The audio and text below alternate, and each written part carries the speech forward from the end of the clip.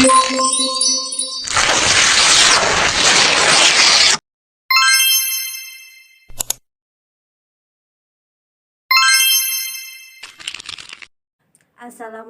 warahmatullahi wabarakatuh. Halo teman-teman semuanya, apa kabar? Sebelumnya perkenalkan, saya Irma Sari, absen 16 dari kelas 12 MIPA 1. Saya Balni Faikatun Nurlaili, absen 35 dari kelas 12 MIPA 4.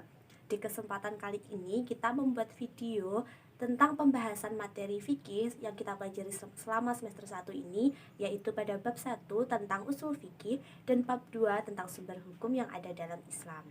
Sebelumnya kita masuk ke bab 1 dulu ya. Teman-teman sudah tahu belum apa itu usul fikih? Nah, usul fikih adalah kaidah-kaidah yang dijadikan sarana atau alat untuk menggali hukum-hukum fikih. Nah, pasti teman-teman sudah tahu ya fikih itu apa. Usul fikih dan fikih itu adalah dua hal yang berbeda. Usul fikih adalah metode yang ditempuh oleh para ahli fikih untuk menetapkan hukum-hukum syara berdasarkan dalil-dalil syar'i. Sedangkan fikih sendiri adalah hukum-hukum syar'i yang dikeluarkan berdasarkan metode-metode yang dilakukan dalam usul fikih tersebut. Objek pembahasan usul fikih ini juga berdasarkan dalil syar'i yang bersifat umum, lalu ditinjau pula dari segi ketetapan-ketetapan yang bersifat umum pula. Nah, ilmu fikih adalah suatu sarana untuk berijtihad, membedakan yang benar dan yang salah dalam penerapan hukum dan memilih dalil-dalil rajih atau kuat dari dalil-dalil yang marjuh atau lemah. Ilmu usul fikih memiliki hubungan erat dengan beberapa ilmu seperti ilmu fikih, qawaid al-fiqhiyah, dan bahasa Arab karena sama-sama berhubungan dengan dalil. Nah, itu tadi sedikit pembahasan dari bab 1 ilmu usul fikih. Selanjutnya kita akan lanjut ke bab 2 yaitu sumber hukum Islam. Sumber hukum dalam Islam dibagi menjadi dua, yaitu sumber hukum muttafaq yaitu sumber hukum yang disepakati oleh para ulama, dan sumber hukum mukhtalaf yaitu sumber hukum yang tidak disepakati oleh para ulama. Sumber hukum muttafaq sendiri terdiri menjadi 4, yaitu Al-Quran, Al-Hadis, Ijma, dan Qiyas. Sedangkan sumber hukum mukhtalaf sendiri terdiri menjadi 7 bagian, yaitu istihsan, istishab, masahilul mursalah, al-urf, syara'u man qablana, saddun zariyah, dan mazhab syahabi. Nah, di sini kita akan bahas hukum-hukum tersebut secara singkat. Pertama ada Al-Quran. Al-Quran adalah kalamullah yang diturunkan kepada Nabi Muhammad melalui malaikat Jibril dengan bahasa Arab, ditulis dalam mushaf, disampaikan secara muwatir, dibaca bernilai ibadah, diawali dengan surah Al-Fatihah dan diakhiri dengan surah An-Nas.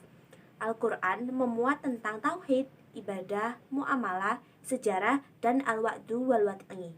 Al-Quran merupakan sumber hukum pertama dan utama yang ada dalam Islam. Hukum yang ditetapkan juga adil dan tidak memberatkan satu orang atau satu pihak. Yang selanjutnya yaitu al-hadis. Hadis merupakan sesuatu yang disandarkan pada Nabi Muhammad SAW, baik berupa perkataan, perbuatan, cita-cita maupun takrir beliau. Dari pengertian tersebut, kita bisa tahu kalau hadis ini dibagi menjadi 3 macam, yaitu qauliyah, yaitu ucapan, fi'liyah, perbuatan, takririyah, keputusan, dan hamiyah atau cita-cita. Hadis berfungsi sebagai penjelasan yang berasal dari Nabi Muhammad untuk menjelaskan hal-hal yang ada di dalam Al-Quran. Oleh karenanya, Al-Quran dan Al-Hadis adalah dua hal yang tidak bisa dipisahkan dalam pengambilan sumber hukum dalam Islam. Yang ketiga ada ijma. Pengertian ijma adalah kesepakatan para ulama dalam menetapkan suatu hukum-hukum dalam agama berdasarkan Al-Quran dan Hadis dalam suatu perkara yang terjadi. Ijma adalah keputusan bersama yang dilakukan oleh para ulama dengan cara ijtihad untuk kemudian dirundingkan dan disepakati. Hasil dari ijma ini berupa fatwa. Ijma muncul ketika terjadi suatu peristiwa yang memerlukan pemecahan hukum setelah wafatnya Rasulullah SAW. Pemecahan masalah ini tidak ditemukan secara jelas dan tegas dalam Al-Quran maupun Al-Hadis. Ijma secara umum dibagi menjadi dua, yaitu Ijma syar'i yaitu pendapat para ulama yang dipaparkan secara jelas baik dari perkataan maupun perbuatan. Sedangkan ijma sukuti adalah pendapat yang dipaparkan secara jelas namun hanya berasal dari beberapa ulama saja. Jadi, perbedaan antara ijma syar'i dan ijma sukuti yaitu jika ijma syar'i itu disepakati oleh banyak ulama atau jumhur ulama, sedangkan ijma sukuti hanya disepakati oleh beberapa golongan ulama saja. Yang keempat atau yang terakhir adalah kias. Kias secara bahasa dapat diartikan sebagai menyamakan atau mengukur sesuatu dengan yang lain. Pengertian tersebut berarti kias menyamakan sesuatu yang hukumnya tidak nas dengan sesuatu yang ada nas hukumnya. Sebab ada sebuah persamaan ilat hukum. Kias dapat terjadi apabila ada kejadian, ilat, dan hukum asalnya. Kias ini dibagi menjadi 3 macam, yaitu kias aula atau hukum cabang yang bernilai lebih utama dari hukum asalnya. Kias musawi atau hukum pada asal dan cabang bernilai sama, serta kias adna atau hukum cabang bernilai lebih rendah dari hukum asal. Nah, selanjutnya kita masuk ke sumber hukum yang kedua, yaitu hukum mukhtalaf. Hukum mukhtalaf ini dibagi menjadi 7 bagian. Yang pertama yaitu istihsan. Istihsan adalah perbuatan adil terhadap suatu permasalahan hukum dengan memandang hukum yang lain, karena adanya suatu yang lebih kuat yang membutuhkan keadilan. Banyak ulama berpendapat bahwa tujuan adanya istihsan adalah untuk memenuhi keinginan hawa nafsu. Jadi, menurut mereka, meninggalkan kias dan mengambil istihsan sama artinya dengan meninggalkan hujah dan mengikuti hawa nafsu. Oleh karena itu, kesimpulan yang diperolehnya adalah batal. Dari hal tersebut, jumhur ulama menolak berhujah dengan istihsan. Hanya golongan Hanafiyah saja yang membolehkannya. Yang kedua ada istishab, yaitu mengambil hukum yang telah ada di masa lalu untuk tetap dipakai hingga masa-masa selanjutnya. Nah, para ulama memiliki pendapat yang berbeda dalam hal tersebut. Beberapa ada yang menjadikan istishab ini sebagai pegangan dalam menentukan suatu peristiwa yang sampai sekarang belum ada hukumnya, seperti mazhab Syafi'i, Hanabilah, Malikiyah, dan Zahiriyah. Ada juga beberapa yang menolaknya, seperti ulama Hanafiyah. Yang ketiga ada masalihul mursalah. Masalihul mursalah sendiri adalah penetapan hukum berdasarkan kepada kemaslahatan, yaitu manfaat bagi manusia atau menolak kemudaratan atas mereka. Nah, kedudukan para ulama memiliki pendapat yang berbeda mengenai kedudukan masalihul mursalah sebagai sumber hukum. Jumhur ulama menolaknya sebagai sumber hukum dengan alasan yang pertama, nas-nas, ijma, dan kias yang ada telah disepakati pasti mempertimbangkan kemaslahatan umat. Karena itulah syariat yang ada selalu memperhatikan kemaslahatan umat. Yang kedua, pembentukan hukum Islam yang semata-mata didasarkan kepada kemaslahatan umat berarti membuka pintu bagi keinginan hawa nafsu. Lalu, ulama Imam Malik memperbolehkan berpegang kepada masalihul mursalah secara mutlak, sedangkan Imam Syafi'i boleh berpegangan kepada masalihul mursalah apabila sesuai dengan dalil kuli atau dalil juz'i dari syara'. Yang keempat yaitu al-urf. Al-urf ialah segala sesuatu yang sudah saling dikenal dan dijalankan oleh suatu masyarakat dan sudah menjadi adat istiadat, baik berupa qauli atau perkataan maupun amali atau perbuatan. Macam-macam al-urf dan hukumnya. Secara garis besar, al-urf dibagi menjadi 2, yaitu al-urf sahih, yaitu apa yang telah dikenal orang tersebut tidak bertentangan dengan syariat, tidak menghalalkan yang haram, dan tidak menggugurkan kewajiban. Yang kedua yaitu urf fasid, yaitu apa yang dikenal itu bertentangan dengan syara'.